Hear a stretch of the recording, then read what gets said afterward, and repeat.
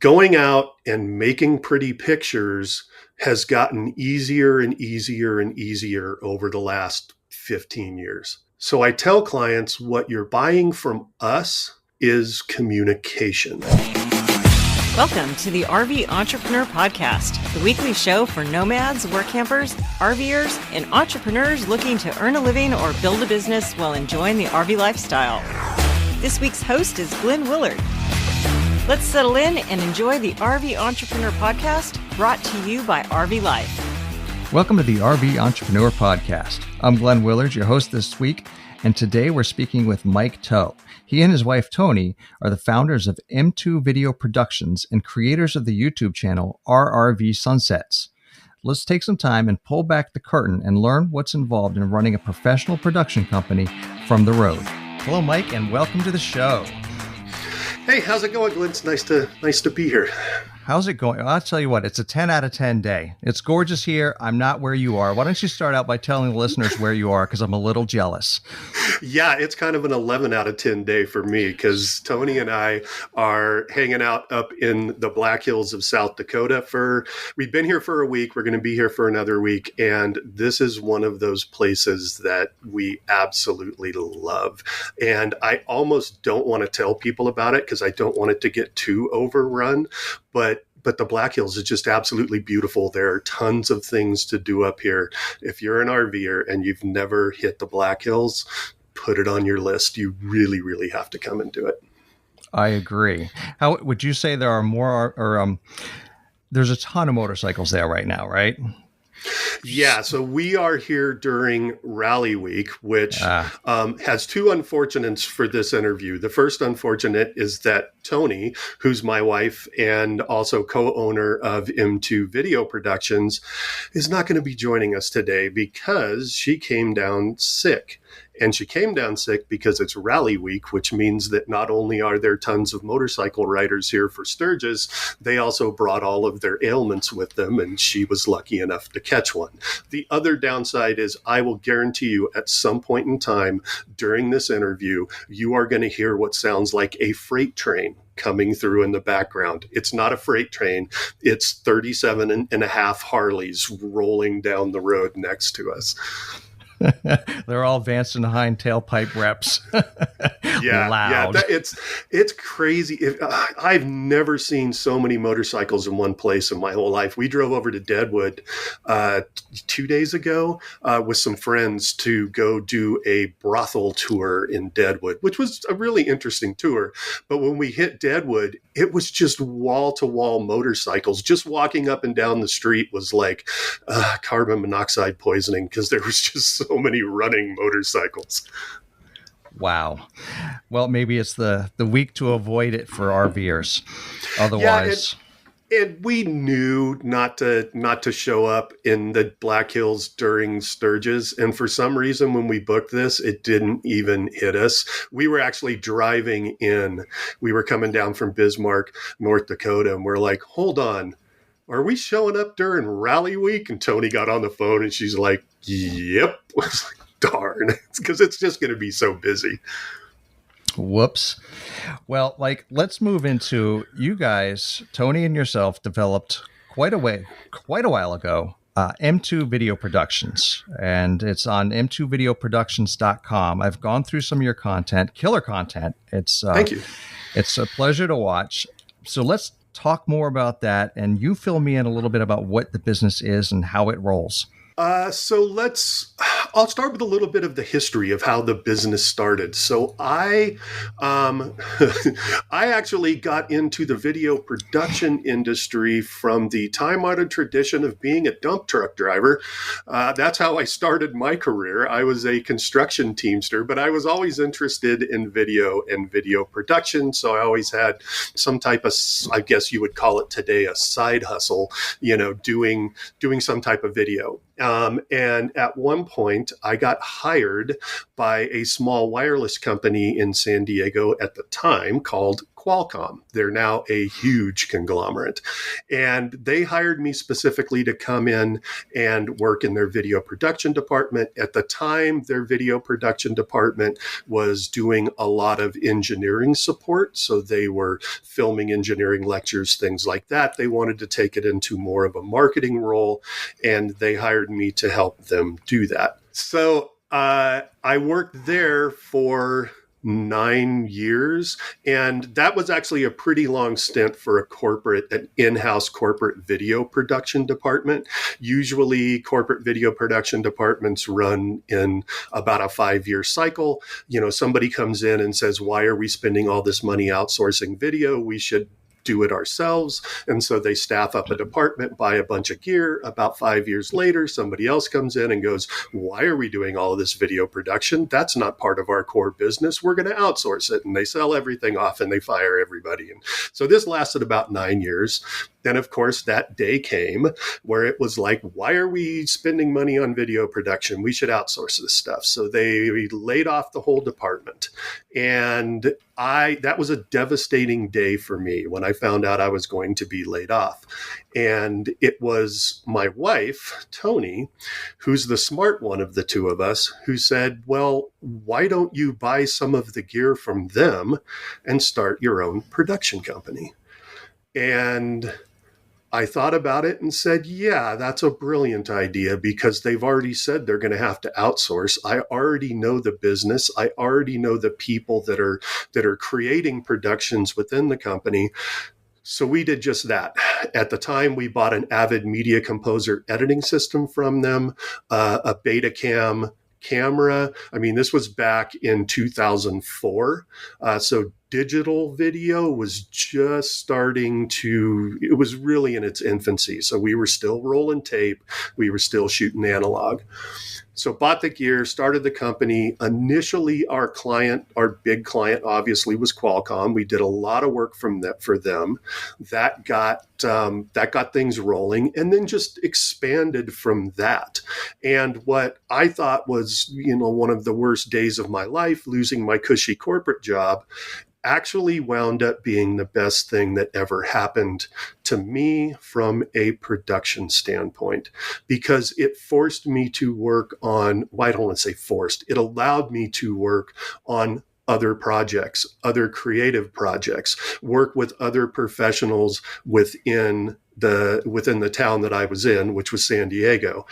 And that just that expanded my knowledge, expanded my creativity, and led to a lot of wonderful things. I've gotten to work on a lot of great projects, some short films that were amazing. A couple of them went to the Cannes Film Festival, some very cool commercial spots, local and regional commercial spots, where I was lucky enough to have clients that said, okay, go be creative, and did some really cool stuff. And because of that, have been, I don't want to say lucky enough, but I've had the ability to win a few regional Emmys for the work that I've done. Both Toni and I have regional Emmys for the work that we've done.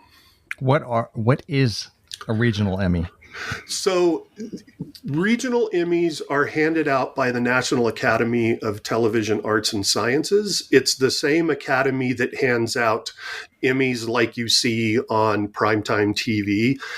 The difference is the Emmys that you see that are broadcast on television is for content or for television shows that have been released in more than 50% of the markets within the United States. Regional Emmys are Emmys for the smaller markets. So the market that we were in was the Pacific Southwest chapter of the National Academy of Television Arts and Sciences. Say that 10 times fast. And it covered all of Southern California, with the exception of Los Angeles, and then it also covered Las Vegas as well. So a lot of times if you're watching your local news and they say, we're the Emmy awarded 6 o'clock news, that's a regional Emmy for that region. how those Emmys are judged is there's chapters throughout the United States, and we, as chapters, we will exchange content.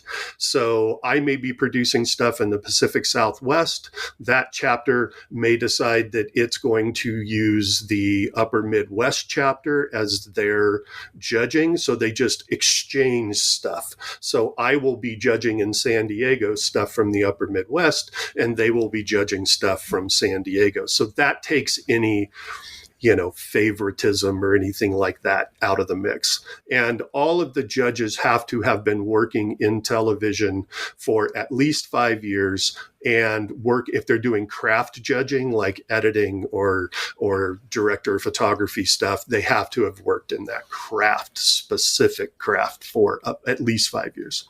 Wow. I have, you've educated me. Thank you. And to back up and rewind a smidge here, what a great story about working for Qualcomm. You get to cut your teeth on their dime, learn everything you can from them, buy all your equipment at a discount, turn around and create a contract with them. That was so fortunate. Yeah, and they were really good when I was working for them. They were really good about furthering your education in whatever field that you were in.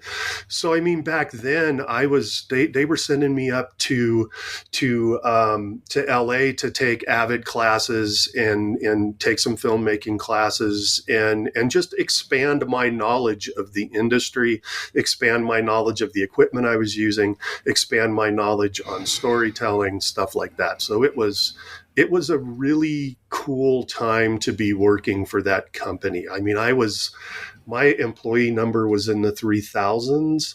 I got hired there in 96. So it was a pretty small company at the time. And yeah, it had that startup energy. It was just get the job done. And it was just a wonderful time to work for that company. That's cool. That's the roll up the sleeves. I don't care what your position is. We've got to get this done. Startup attitude. Yeah, I know that well. Absolutely. And Toni, my wife, she actually worked for Qualcomm for 25 years. So for quite a while the business was running, she was involved, but wasn't involved day to day. She was doing more of the financial stuff, things like that. And when she left Qualcomm in 2015, that's when she came to work full time for our company. Excellent. So during that time, do you think that you were able to better refine your creative gene or the actual technical editing aspect of video production? Oh, it was both. It had to be both. I mean, you have to keep working on your creativity. You have to keep working on how you tell stories. But one of the hardest parts of my job is keeping on top of the technology. I mean, technology is constantly advancing, and it seems to advance faster and faster and faster. The speed at which it evolves is exponential. It's overwhelming. To give you an example, when I first started in this business, you could buy a camera and that camera would be good for 8 to 10 years. That's how slow that technology advanced. Not anymore. You buy a camera and it's going to be pretty much dead within 3 to 5 years. New technologies have come out, new different codecs have come out, new different ways of recording things, low light sensitivity, things like that. It's kind of crazy how quick technology advances. And in this business, you just have to stay on top of it. And that's not even like nowadays, considering what's going on with AI. That's the technology that's getting crazy and is really going to have a huge effect on this industry, especially my part of the industry, day-to-day corporate video, local television commercials, things like that, which is quite honestly the vast majority of where everybody in this industry is working. That's 95% of this industry. Yeah, hold on to that thought, because I want to come back to how you think AI is going to change the landscape a little bit in more detail. But going back to your original vision of what videography was about, you're on the construction crew, you have this vision of what it's going to be. Did it evolve to be exactly like you have envisioned? Oh God, no, nothing ever does. Nothing ever. Yeah. I've always been an advocate of telling people that if you have an idea of something that you want to do, just push the ball and start doing it, because what you think it's going to be in your brain is never what it winds up being. So if you try and work out every single possible thing that could go, you just never do it, right? So get a good idea of what you want to do, push the ball, get it rolling, and as it starts rolling down the hill, it will start picking things up. Things will happen that will take you in directions that you never thought you would go. So just do that. And thinking about where I started this business, or we started this business, my wife and I, back in 2004. Right. So in 2004, think of what video marketing was back then. It was television commercials. It was trade show videos. That digital video or online video was really, really in its infancy. I mean, if you think about it, YouTube didn't start until 2005. So this was even a year before YouTube.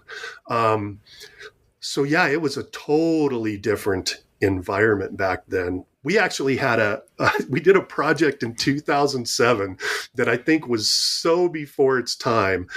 We were trying to do online video, and this was back when, there was no delivery platform like YouTube, or it was just in its infancy. So we had to create our own delivery platforms, host our own video, use our own flash players at the time in a website. And we were doing this video we were doing these videos called Fun in Your City. It was a website called funinyourcity.com. And we basically had a couple of actors working for us, and we would go around to different things within the city we were in, which was San Diego, and do them and show how much fun they were. The idea kind of spurred from, my wife and I and our two kids sitting around on the weekends going, what do you want to do this weekend? And trying to figure out the things that we wanted to do. We worked on that project for about a year. It never really went anywhere, unfortunately, because I think, and this is going to sound egotistical, and I don't mean for it to, but I think it was just ahead of its time. There wasn't the delivery systems there at the time for it to be successful. Maybe now, maybe somebody else can take that idea and run with it. I'm sure it has already been run many times, but I think you're right. And there's nothing arrogant about the statement that you were ahead of your time. So based on the time frame, what you were doing would have crushed it today. Maybe. So. Yeah, I'd like to think it would have.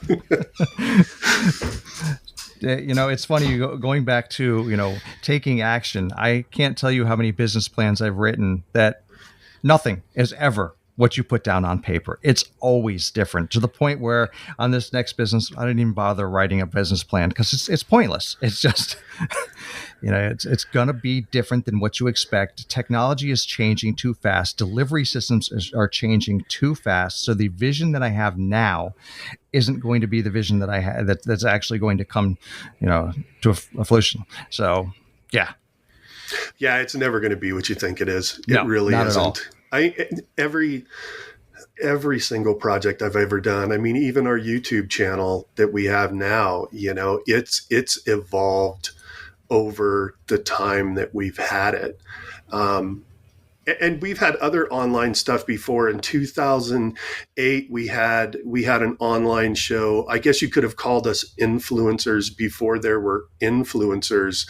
And back then, so my wife had gastric bypass surgery in 2004, and her and another friend of hers who had it, we all got together and said, there's not a lot of information out there for patients that are trying to deal with life post-op. And so we put together an online show that ran from 2008 to 2012. And again, we hosted everything on our own. We actually, on that show, we hosted everything through Amazon S3, used our own players and our sites, because back then YouTube wouldn't allow you to have like your own pre-roll ads or mid-roll ads or anything like that. They were absolutely against it. And we monetized that show through direct sponsorship, mostly nutraceutical companies that made vitamins for bariatric patients. And so we had to host everything on our own. And that was a huge learning curve. You watch the first episodes of that, and then you watch the last episodes of that, and it's so different. And I think that's the same with YouTube channels. Go to just about any YouTube channel, watch their first episode and watch their most recent episode. And if they're any good, that means that they have evolved with it and they have changed with it, you know? Oh, yes. Our first YouTube video is embarrassing, but the last one is refined and comfortable. And I always like to say, when I see 1 million subscribers, I love to go back in time and hit oldest first and watch their first video to see how they've evolved. Because I feel like you can really learn something from that. And it also brings the humility down that they're just like you are. So. Yeah. Yeah. Sometimes the bigger YouTube channels start to develop a bit of an attitude, and I just sit back and go, dude, you're just a YouTube channel. You know, maybe it's different. Maybe it's different for, oh God, this is going to sound egotistical too. Maybe it's different for us because we've worked in the production industry for so many years. And when you work in the production industry, you have to deal with people who have a certain level of fame to their name, and you wind up treating them, you learn how to treat them just like everybody else. You know, I mean, I had sat down and had to film an interview with former President Bill Clinton one time. And when you go in the room, you just treat him like anybody else because you have a job to do, right? You have to make sure he looks good. You have to make sure he sounds good. So you can't get the whole starstruck thing. So yeah, I'm not a big fan of egos. Me neither. I've never treated anyone who is famous as though they're famous. Yeah. To me, that's like, hey, dude, how you doing? It's the same as everyone else. Yeah, and I think on a lot of levels, most of them respect that, right? Especially if you have a job to do. Again, you're trying to make them look good. You're trying to make them sound good. You don't have time to be starstruck. You are very right. Although interesting, funny story about when we had to film Bill Clinton. We met with his Secret Service staff. It was a couple days before he got on site. It was at a conference. And we're sitting in the room and he's explaining to us the process of how they have to like clear a room, meaning that we have to come in, we have to set up the room, put all of our gear in the room, and then leave the room. And this is going to be like 3 to 4 hours before we ever shoot the interview. And then nobody can go back in that room because they've cleared it. They've put dogs through all this stuff, right? But then at one point in time, the producer starts off the question with, so when we're shooting the president, and the Secret Service guy goes, hold on. Can we not use the term shoot the president? Which got everybody in the room laughing. And it was like, yes, of course, we will use film the president from here on out. His Secret Service detail was amazing. The guy that ran it was just hilarious. And they were just a lot of fun to work with. I mean, serious to work with, but they were a lot of fun as well. That's a great story. I'm glad to hear that. That's pretty cool. Yeah, it was. And I hadn't even thought about that. Shoot the president. You know, it would not cross our minds. But there you have it. Yeah, in this industry, you don't talk about filming, you talk about shooting. You know, when I talk about hiring a camera operator, I talk about hiring a shooter. Wow. Very cool. Well, this is a good segue to learn how you cultivate a connection between the individual who has hired you and their target audience. How do you achieve that? Well, obviously, the first part is to figure out what their target audience is, and usually, I mean, we're not a marketing agency, so we're not going out and doing demographics and all of that stuff. We kind of depend on the client to have that information first. So they will give us information on who their target audience is, what the age demographic is, what the gender demographic is, all that stuff. Interesting story on that. We were working for a company in San Diego that did chicken wings. The name of the company is Epic. Well, it started out as Wings and Things, and then they wanted to franchise and found out that Wings and Things was not a very it was a very common name for wing restaurants. So they became Epic Wings. And they wanted to do a commercial that was aimed at 18 to 24-year-old males who watch sports. They wanted to advertise on sports channels. So we went back, did the brainstorm on it, and came up with the idea of that the way you make it funny is to be more and more and more ridiculous. So we had this concept of a commercial where there's a chicken salesman who's trying to sell his frozen chicken to them, because one of their messaging points was everything is fresh, not frozen. So we hired this great actor that I've worked with many, many times, and he was going to be this sleazy, chicken salesman. So he comes in with this great big block of ice, with we wanted to do it with chicken bones and chicken heads and stuff sticking out of it. They nixed that. So we just had to do the block of ice. But he's trying to explain to the girl that works at Epic Wings that frozen is better. And she's telling him, fresh is better and he's frozen's better. And at one point she just gives up and gives him a piece of chicken, right? So he takes a bite out of the chicken, and then the background of the kitchen that he's in kind of falls away, and then he's in this land where there's a unicorn coming across with a rainbow coming out of its rear end with a guy riding it, and there's trees with little chicken wings going back and forth, and a cat pops up and it's shooting chicken wings out of its eyes, right? I mean, it was just ridiculous is funny. And so we put the concept together, and then they got cold feet. So the company was run by, it was 7 brothers and 1 sister that ran the company. They were originally from Buffalo, so they knew wings. So we sit down with them. They call a meeting because they're really concerned that this is not going to work. It's too over the top, blah, blah, blah. And so we brought with us, at the time, there was a Old Spice campaign that Terry Crews was in that was using this exact model of the more ridiculous, the more crazy, the more funny. So we brought some examples of that in, and we sat down and had a conversation with all of them.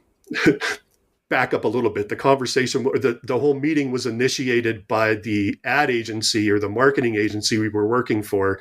And the lady that ran it said, okay, you have to come in and talk to them because I've been trying to talk to them, but I'm like mom, so they won't listen to me. They need you guys to come in. So me and my director came in and explained it to them. And it was funny because the thing that finally convinced them that they were going to run with that spot was one of the brothers who'd been quiet through the whole conversation. He finally pops up and he looks at his brothers and sisters, and he goes, hey, you know how when we get people to come in here and try to tell us how to make chicken, and we just think they're idiots because they don't know how to make chicken? Maybe these guys know how to make television commercials. And that was it. He got everybody to agree to it. We put the spot together. It won multiple Emmys. And I don't remember the exact numbers, but the marketing company came back and said that this had bumped their numbers by a considerable amount. So, yeah, that was one of the funnest projects to work on because we had the challenge of convincing them to let us be creative. And then that creativity paid off. And I also have to give credit to my son because he was working for me at the time. And he was the one that came up with the idea of let's just go completely crazy with this. And I mean, at the time, he wasn't much older than 24, so he was pretty close to the demographic. Yeah. What a great story. Yeah. And then I also have my daughter play kazoo on that because we put it together, and the music track was really kind of funny and cool, but it needed something else and I couldn't figure out what it is. And finally one morning I just called my daughter and I said, hey, come over here. And she came over and I handed her a kazoo. And I said, I want you just to play the kazoo to the music track for this commercial spot. And yeah, it took it to the next level, I think. Nothing like kazoo music. RVing is more than just a hobby. It's a community. When you join RV Life, you're not just gaining access to a suite of tools. You're becoming part of a vibrant community of fellow RV enthusiasts. Share your experiences, learn from others, and make your RV journey even more memorable. Visit RVLife.com to become a part of our community and start making connections that last a lifetime. I love it. Epic wings and things. I did watch that video. So as you're telling me the story, I'm like, hey, I know this one. Yeah. Isn't it funny? And maybe you're like me. When I hire a professional, I want them to do their creative thing. When I ever use graphics for my old business, so what do you want this to look like? I don't know. Look at my business and tell me what you think. You're the professional. When I go get my hair cut, you tell me what looks good on me. Everything is, that's why we hire them. Yes, I like to let professionals, when I hire a professional, I let them do their job. Now, but I am also an advocate of giving, especially when you're working with creatives, give them some boundaries, right? There's this old idea of, well, if you're super creative, you can think outside the box. No, I need a box to be creative in. And what I mean by that is if you're going to come to me and say, okay, I want to do a television commercial, be as creative as you can. Well, okay, but I need this box, and this box is going to be what your demographics are. Most importantly, this box is going to be what your budget is. You framed that well. And there's a lot of times that clients don't want to tell you their budget. They're afraid that you're going to just, spend every single last dime of their budget. And I always try to explain to clients, I'm not asking you for your budget because I want to know how much money I can make. I'm asking you for your budget so I know how much money I can be creative with.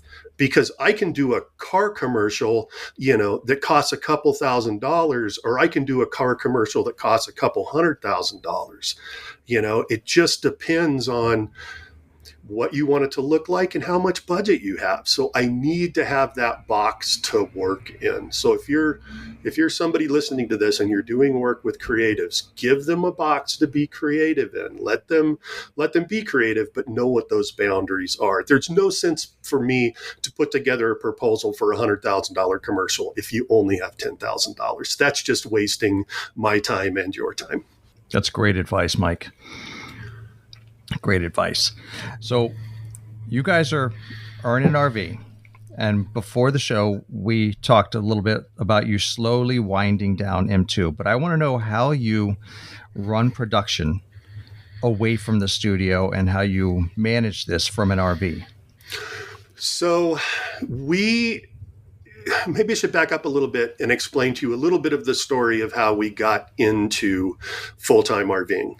So Toni and I, for years and years and years, had talked about wanting to go full-time RVing and see the country. And we always thought that this would be something that we would do after we retired, because we had spent a lot of years trying to kind of develop this perfect little secure world that we could have when we got older. And quite honestly, we had it. We had a business that had been successful at this point in time for 16, 17 years. We owned a house outright in San Diego, which is an extremely expensive market. We had 2 great kids. Things were just rolling along, and then COVID hit. And COVID changed our life drastically. For starters, we almost lost our business. I was taking interviews around town because we didn't have any work. We had like 4 jobs in 2 years. We had a small PPP loan. When I say small, like a $15,000 PPP loan that got us going for a while. At one point that ran out. Since we had been a corporation since 2005, that meant we were not just owners of the company, we were employees of the company. So that way we could draw unemployment. So we basically cracked a bottle one night of wine and fired each other and went on unemployment. At one point we had to file an extension to that. But then in 2002, in January 2002, we lost our daughter. And that was the huge catalyst for us to go, life is way too short. And we have been dreaming about doing this and dreaming about doing this. Let's just do this. And part of that was because we were living in the house that we raised her in, and we couldn't do that anymore. It was just trying to manage the grief in an environment where every time you came around a corner, there was a memory. We just couldn't do it. So we decided if we're going to get rid of the house, then we're going to remake life the way we want to remake it. Because when you lose somebody really close to you, you don't just lose them. You kind of lose the life that you had, and you're going to be starting another life. So that's how we started doing full time. Business-wise, to get back to your original question, we knew that we had a handful of clients that front-end loaded our year with work. When I say front-end loaded, like from December to April. And so we decided we would winter in San Diego. Horrible place to have to winter, but we'll lean into the pitch and do it. And work with those clients, kind of fill up the bank account, and then go travel the rest of the year. So we do that. And then while we're traveling, if we do have work that pops up back in San Diego, I have a handful of producers and camera operators that I can call up. They'll do the work. They send the footage to me, usually via FedEx, because a lot of times the files are just too big to be pushing around. And I can edit from anywhere. No matter where we are in this country, I can edit. And then review and approval with clients, that's all done online. Quite honestly, we've been doing that online way before we ever went full-time in the RV, since about 2007. Sure. You were already partially remote as it was. Yeah, and the applications that we use an application, well, it's an application, it's more of a software as a service called Frame.io. And with Frame.io, I can upload a video to a client. They can play the video back in their interface, and they can add comments that are time-stamped to that point in the video. They can draw on the video, they can put arrows, they can annotate things. And honestly, it's easier and faster for the client to have us all work this way. If I have a client over my shoulder in the edit bay, it just takes so much longer to get things done. It's much easier for me to cut together a first edit, send it to them. They give me their feedback. We go through a couple of rounds of changes, and we're done. Beautiful. I'm like, does Toni handle the budgeting and the scheduling, and you handle the editing? Yeah. So the separation of jobs with the two of us is she took over more of the producer role, which was honestly, she was perfect for it because she was a corporate program manager for years, which program manager, producer, it's the same job with a different title. She does all of the budgeting, she does all of the scheduling, and a lot of the client interface. And then that allows me to concentrate on the more creative aspect of it. And that's not to say that she's not creative. She'll tell you she's not creative, but she's an amazingly creative person. There's many times she comes up with ideas that it's like, oh, that's brilliant. I'm stealing that from you. So, yeah. Nice. So when you're interacting with your clients, how do you guys shine when it comes to the customer service aspect of film production? I always tell our clients, especially new clients, we run a video production company. That's our core business, but it's not the service that we provide. Going out and making pretty pictures has gotten easier and easier and easier over the last 15 years. It's pretty easy with an inexpensive DSLR and a little bit of knowledge to make beautiful pictures. So I tell clients what you're buying from us is communication. The ability to understand what your messaging points are and then deliver that messaging to your client in an effective way. The pretty picture, think of it as going out and buying a brand new car. The pretty picture is all of the shiny chrome and, the big entertainment center and all. That's all the shiny stuff. But what makes that car go down the road is the engine and the transmission that's in it, right? So we try to be that, for lack of better words, we try to be that powertrain for the client through communication, through delivering their message to their client. Communication with them is huge. So good. The customer service seems to shine. Can we segue away from M2 and talk about your amazing YouTube channel? Absolutely. I'm going to be humbled by the fact that you called it amazing. Well, I think it's fun. I really enjoyed watching it. It's easy to get drawn in and just keep watching. And that's a sign of a great YouTube channel.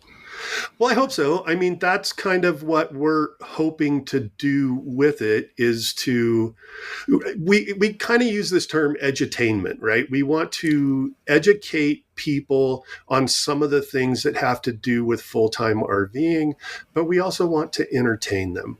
Quite honestly, the educational stuff that we do it gets way more views than the entertainment stuff. I mean, we do a lot of videos that are travel vlog style stuff of places that we've gone. Those videos get nowhere near as many views as, hey, here's how you dump a black tank. Oh, how well we know that one. It's the evergreen content that is instructional that draws them in. But it's the entertainment value that keeps them watching the other. Yeah, and I probably, unfortunately, I really, really like doing the travel vlog stuff that we do because it gives me an opportunity to go out in the world and film and capture things. And this year we've changed some things up a little bit in the sense that we're trying to not just tell our story, but trying to tell some other people's stories as well. I mean, I always had this vision in my brain that when it came to retirement, I didn't want to retire. I love what I do for a living. I just wanted to go tell stories that I wanted to tell. So we started doing a little bit of that this year. And we're using, there's a website and an application out there called Atlas Obscura. And if you're not familiar with Atlas Obscura, go check it out. It's basically a clearinghouse for all of the weird and wacky places around this country. So this year, we've been using Atlas Obscura to kind of look ahead to where we're going to be and then try and kind of pre-produce some things a little bit more. Find some of these weird and wacky locations, try and get a hold of somebody ahead of time, and then go in and tell their stories. Get their permission to come in, film somebody talking about their place.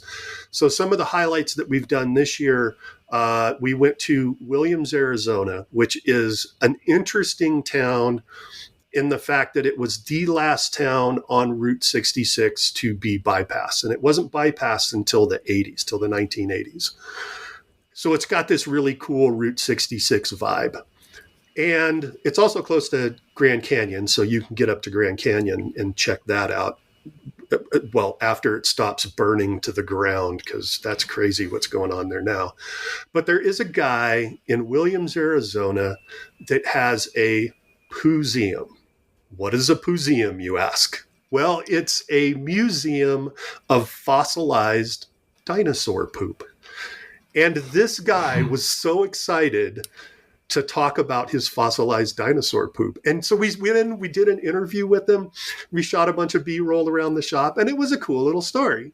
After that, we found a guy in Wilson, Kansas. Wilson, Kansas is in the middle of Kansas, in the middle of nowhere. But he had purchased a decommissioned Atlas missile silo and has turned it into a Airbnb and a harvest host. So we did a harvest host night there. And we filmed an interview with him, did a tour of the whole missile silo. And that was just a ton of fun to do. Then we're in Pittsburgh, and I stumble across this place on Atlas Obscura called Randyland. Randyland is like this art installation in the Mexican War Streets area of Pittsburgh. And Randy is the guy that created this. And he spread it through like 35 neighborhoods. It's gone out to different neighborhoods doing different art installations and gardens and all kinds of stuff. We tried to get a hold of Randy beforehand, but we're unable to get a hold of him. So Toni and I just show up there one morning. And thank the gods of production, Randy is there. And so I asked Randy, I said, hey, Randy, can we shoot an interview with you? And Randy's obviously on the spectrum, right? So and me personally, I love people like that because their brains work completely different. I love to sit down with somebody who's on the spectrum and just have a conversation with them. So Randy agreed to do an interview. And so we do an interview with Randy, and he talks about how they were going to tear down this building, and he bought it for $10,000 on a credit card. And at the time, that neighborhood was just the hood. And he's thinking, what the hell did I do? What was I thinking buying this? And he figured that the neighbors were all just going to throw him out, but they didn't. They all started coming in and they all started helping him. And when you first walk into Randyland, it looks like absolute colorful chaos. But if you stop and you look at little parts of it, it's just amazing artwork. He had a ladder that he told us a story about, that he got out of a building, and he knew that ladder had been in there for years and years and years. And he thought about all the stories that the ladder had, how many grandmothers got something down from the cupboard, he called them grandpaps, how many grandpaps had gotten like Christmas decorations down from that ladder. And then he took that ladder and turned it into a piece of art. And that was Randyland was a beautiful experience.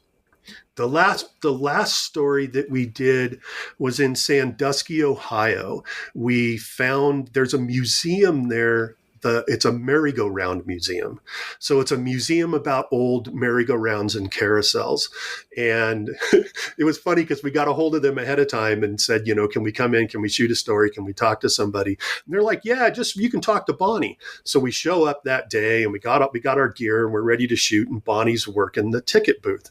Bonnie had no idea that we were coming. Nobody ever told her, but she was great. She was like, oh, yeah, I'll talk to you. So we shot an interview with her. We learned a ton about just carousel horses. Like I never knew that there are 3 specific styles of carousel horses.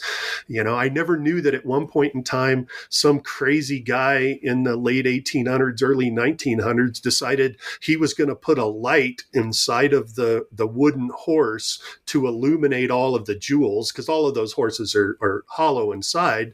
But this is like early or late 1800s, early 1900s.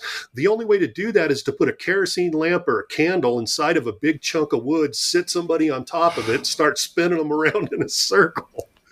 I think she said that was the only one left because all of the other ones had burned to the ground. Of course. Cool little stories like that is something that we're just trying to have some fun with and tell some other people's interesting stories. Mike, some of this trivia makes the best stories. And you drew me in with those stories. And I think people need to hear this. There's too much of the same today. So these unique situations just make for wonderful, wonderful story time. Yeah. I mean, the guy, God, what was his name? Matthew, the guy with the missile silo. He was all excited about talking about all the cool things in the missile silo. But for me, the real story is, and I asked him this, what possesses a guy to get up in the morning and go, yep, I'm going to buy a missile silo, right? Because that's the human story in it. Yeah, it's cool that you got what possessed him?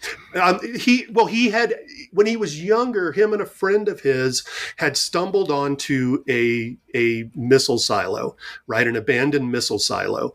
And that spurred his curiosity. And then he actually met the guy that owned the missile silo.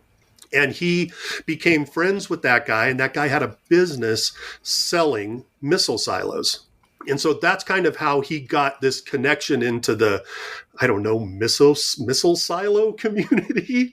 So he got a connection into that through this guy. He helped him build this missile silo out. And then he started working for him, selling missile silos to people, to these abandoned missile silos. And the missile silo that he has now, he originally was planning on, he had looked at it and it was going to be one that he was going to sell. And he decided, no, I really like this missile silo. And so he bought it, and him and his dad worked on it to convert it over. His dad was like a woodworker and took a bunch of old upright pianos that didn't play anymore and couldn't be tuned, and he turned those into like cabinetry and armoires that are in the bedroom of this missile silo / Airbnb. They built this beautiful bar top in there. Yeah, I mean, those are just cool human stories of just, how can you not get interested in a dude that lives in the middle of nowhere and bought a missile silo? That's just a great story. It's a wonderful story. I think you have a direction for the rest of your YouTube channel. Yeah, we're going to try and do more and more of these stories. We had the last few places we've been in, there hasn't been a lot of really crazy Atlas Obscura stuff, so we haven't done much, but we're looking out there into the future to see the different places that we're going, what we can find. Yeah, I just love telling stories. I will sit and listen to people talk for hours. That's probably why the RV lifestyle works for me. I love to just meet people from other places and hear what their stories are. Sometimes it drives my wife nuts. She has to come into the 7-Eleven to get me because I found some guy that's telling me a story and I'm just listening to him. That was the favorite part of our time, full timing, was meeting the new people and hearing their stories. I always said that I want to hear their stories. Absolutely. Absolutely. I mean, we all only have so many revolutions around the great big fireball in the sky, right? And we've all been blessed with these wonderful little meat tractors to carry our consciousness around. So just get in your meat tractor, go wander around and meet other people, experience other things, have your mind expanded and opened. I mean, for me, I love to wind up in a room. So I'm a 58-year-old white guy with a beard, right? I don't want to be in a room full of a bunch of 58-year-old white guys with a beard. I know what that is. I know who that is, right? I want to be in a room with a bunch of people that don't look like me, don't sound like me, and have completely different experiences from me, because that's how I'm going to learn something. If we were all the same, this planet would be very boring. I absolutely agree. For sure. This has been a great unveiling of both our, M2 video productions and your YouTube channel, and listening to and telling stories. Is there any advice that you have for anyone looking to do something in video production or a YouTube channel? Let me take them each individually. Good call. Going into video production, I always tell, I've done a lot of speaking to students that are looking at careers in video production. And the one thing that I always tell them is, if you can imagine yourself doing anything but production, go do that. And that's not because doing production isn't fun and enjoying, I get joy out of it, because I do. This is an amazing field to be in. You get to go film great stuff. You get to be creative. There's times when, I'm on set with a big crew and we're shooting a television commercial or a television special. And there's a director I work with a lot. Him and I many times have sat around going, one of these days, somebody's going to figure out that all we're doing is getting up in the morning and going and having fun all day, and they're going to make us get real jobs. And so it's a great, great business to be in. But the downside is there's so many people that want to be in this business and are willing to do it for nothing. So you're really going to have to sacrifice to get into this business. You're going to have to start working with people for very little money, sometimes no money, just to work on somebody's student film or whatever, and start making connections, because networking in this business is everything. I think that's true for just about any business. We don't get jobs because somebody came to our website and went, "Oh, I'm going to call those guys." We get jobs because they're repeat customers, because they've told somebody else about us. It's all referral stuff. The one warning I would have about this business is it is going to be, it's already started, but it's going to be changing drastically with the advent of AI.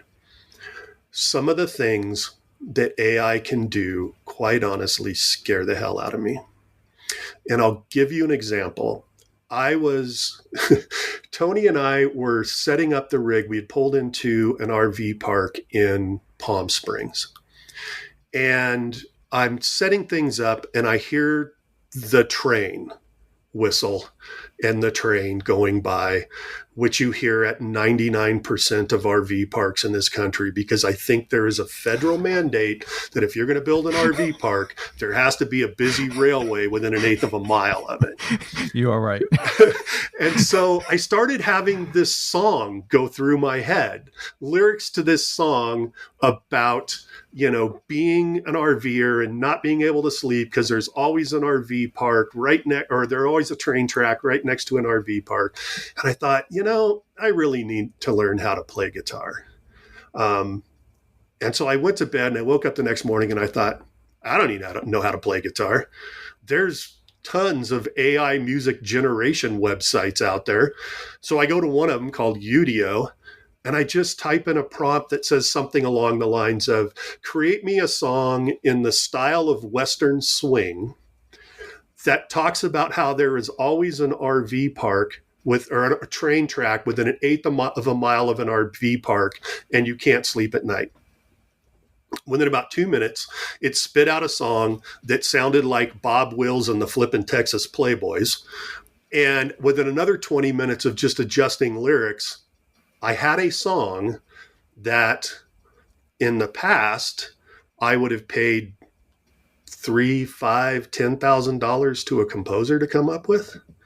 Now, was it as good as what that composer could do? No. Was it good enough for clients that don't want to spend a lot of budget money? Yes. That's scary. Yes, it is. Wow. So it's going to change our industry quite a bit. It's going to change a lot of industries quite a bit. Yeah. I believe it will be the largest disruption to society known to our time. I would agree. I mean, I think up until now, the biggest disruptive technology in my lifetime, to put it in perspective, I was born in 1966. The biggest disruptive technology was the internet. But this is going to take that to the next level because you're going to have machines teaching machines. It's in its infancy right now. There's a lot of downsides to what it's spitting out as well. I've used it to kind of segue into the YouTube side of things. I've used it on our YouTube channel in the past to write some scripts. Like a couple of years ago, we were up in Maine, up at West Quaddy Lighthead, because that's the most northeastern point of the United States. And so I thought, well, I wonder, let's see what AI can come up with for a little bit of a historical script about this West Quaddy Lighthouse. So I put in the prompt. It spit me back a beautiful video script written in language that I would write a video script in. And I thought, wow, this is amazing. But then I started fact checking it. And it lied to me in the most convincing way possible. So if you are going to use AI for stuff, just make sure you fact check what it's giving you. Because I think you have a responsibility. Maybe this is because I'm old school, but I think you have a responsibility if you're putting content out there to make sure the content that you're putting out there is factual. Right? I couldn't agree more. So you have to do very the homework. Strongly. Yeah. So to answer the other side of the question, advice for people that want to go into starting a YouTube channel. Just most importantly, know ahead of time, it is a lot of work for not a lot of return. We knew going into it that was the case because I've been editing for 25 years now, maybe more. So I know how much time it takes to cut together just a simple talking head. And a lot of this YouTube travel vlog stuff is that. It's just talking heads, right? With some pretty pictures around it. So we knew how much time it would take going into it. I've seen a lot of YouTube channels that start up and they last about a year and then they're gone because they find out how much time goes into it. So to give you some type of an idea, for our videos, this year we're producing a little bit longer videos than we have in the past. So this year we're probably in the 20-minute average range. For that 20 minutes is probably 25 to 30 hours of work. That's including filming it and editing it. The vast majority of it is the editing. For that 20-minute show, I can usually get everything roughed in a day. So I have the story, I have the B-roll in it, all of that stuff. But then the next day I have to go back and I have to do all the color correction. I have to do all of the audio sweetening.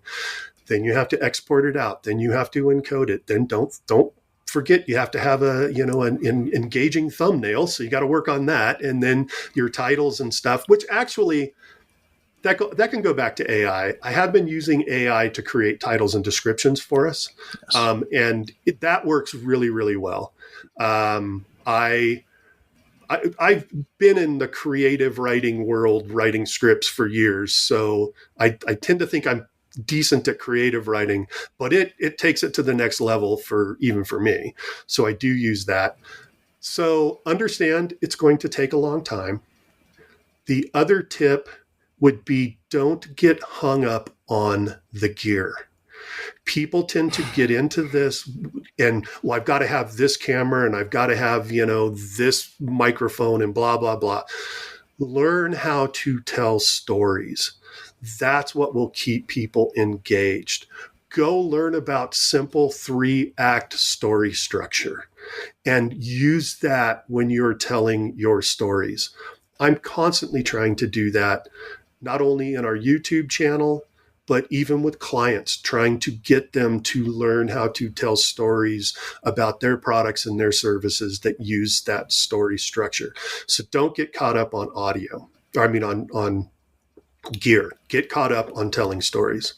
And then the third tip, the last tip I'll give you is audio. If you are going to spend any money on anything, spend it on your audio. I think it was Spielberg that said, the film is 50% visual and 50% audio. I disagree with that. I think it's probably 70-30, 70 going to the audio. Viewers will put up with mediocre video. And as long as your story's good, they'll watch it. What they will not put up with is bad audio. Learn how to sweeten your audio, learn how to normalize your audio through the use of compressors to get everything kind of at the same level. Audio is super, super, super important. I can't stress that enough. Agreed. The most important aspect. So I already know your plans for the future. You're going to wind things down. You're going to expand the YouTube channel and continue to roam the country, right? That's the plan for the immediate future. I mean, we do have an exit plan for it. Last year, so our son and daughter-in-law had moved to Kansas City a couple of years ago, and that was honestly partly because of us. We had gone through Kansas City and just kind of fell in love with the city, fell in love with the people, fell in love with the friendliness of it. And so we told them about it. They were so tired of trying to make it in San Diego because it's so expensive. And they moved to Kansas City, have been doing great since. Last year, we went in with them on a house in Kansas City. So we took some of the proceeds from the sale of our house and gifted them a chunk to put down on a house, and then they're paying on the rest of it. So that's our eventual exit plan, right? We'll have a place to go. And I think having that as a full-timer also helps relieve some stress, because it gives you a place to go if something comes up. If, God forbid, Toni or I get sick, and have to go through some type of treatments, we'll have a place to go. So that's our exit plan. But at this point, we don't really foresee coming off the road for at least the immediate future. We love this lifestyle. There's so much to see in this country. There's so many amazing people to meet.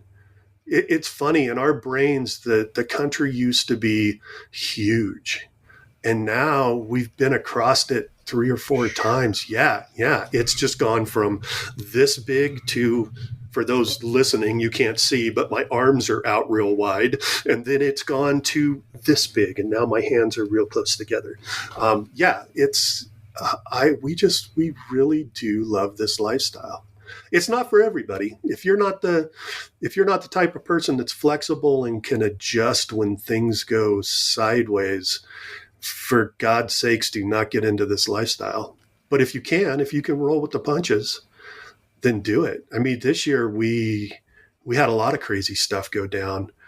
We were originally planning to go to Alaska, and we said, but let's not go to Alaska the first couple of years that we own our Brinkley, because I don't want to go up there with a new rig and blow the suspension out. And so we decided not to do that. And then we were driving on Interstate 70 in southern Indiana between Indianapolis and Ohio, and we blew the suspension out.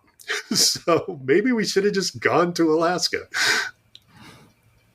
That would have been a difficult fix on the way to Alaska. Yeah, it's honestly, it was a difficult fix anywhere. Although we found a great little trailer place in I don't remember the name of it, Mount Pleasant, Pennsylvania. Because I called 7 or 8 different trailer shops, and they were all, no, we work on big rig trailers, we don't work on RVs. And then finally one guy said, hey, you need to call Smouse Trailer and Snow Equipment.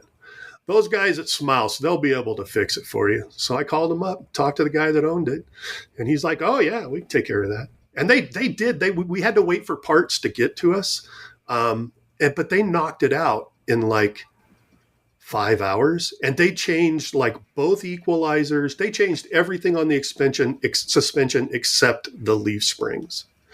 And yeah, it was nice. crazy. You know, it's funny. It's when we first started traveling, something like that happened to us. One of the first mishaps is our weight distribution system broke, and we were going from RV dealership to every place. And finally, somebody came over to a fence and said, "You know what? This guy over here. Let me give you his number. I call the guy up. Turns out he rebuilds and works on commercial buses." Call him up. He's like, "Yeah, bring it in."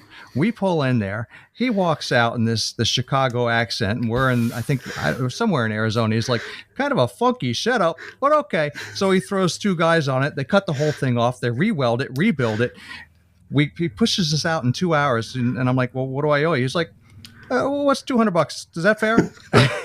It's just, I was like, this is crazy. You know, this is how it's done in the RV lifestyle. Yeah. Because it's exactly, if you're not up for the challenge of that constant change and that adversity, don't get into it. But if you are, oh my God, it's so much fun. Yeah, I mean, we just looked at, we wound up having to be in Pittsburgh we were only planning to be there for like a week because we had a family reunion to go to there.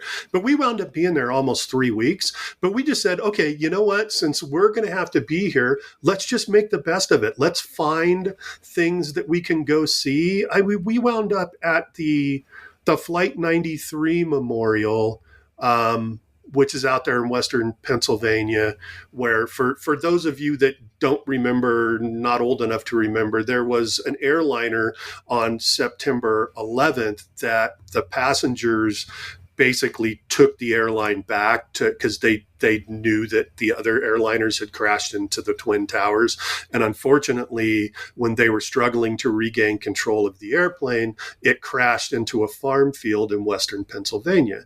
And there is an amazingly beautiful, it's actually a national monument to Flight 93. We would have never seen that had we not been holed up in Western Pennsylvania for a couple of weeks. We also got to see the dog statue from the movie Slapshot. We're both hockey fans, so Slapshot is like, it's like going to church for us to watch that movie. Nice. So we got to see the dog statue. What's a story on that dog was the line from the movie. And I hit Toni with that line every time we're in some town and we see some statue, like, hey, what's a story on that horse? So yeah. Nice. But yeah, just be flexible. Oh man. You know, you are, yes. So true. Mike, tell me where, and tell our listeners where they can find you. Okay, so for the business side, it is m2videoproductions.com. You can find about us there. It will also, there's a couple of videos there. It'll also link to our Vimeo page where there's tons of stuff there. The commercials that we talked about, some short films that we've worked on. For the YouTube stuff, our YouTube channel is Our RV Sunsets. So you can go and see all of the stuff that we have there. We're about 3 years into producing there. I don't know off the top of my head how many videos, but quite a few. We actually have a series that we did last year while we were in San Diego working, and so we didn't have travel vlog stuff to produce. So we did a video series. It's at a 10 or 11 part series on how to full-time RV. And we just kind of went through the processes that we had to go through as far as what type of rig do you get? Do you want something motorized? Do you want something that's a towable? We talked about how because we changed our domicile to South Dakota. So we talked about how we did that. We talk about how we do internet while we're on the road. We talk about healthcare, insurance, all that kind of stuff. So that's an interesting series if you're thinking about full-timing. And we're also very, very open with the information that we have gained. So if you have questions, our rvsunsets@gmail.com. Just email the questions and we'll do our best to answer them. We also have, if you go to our website, which is ourrvsunsets.com. We do have a newsletter there.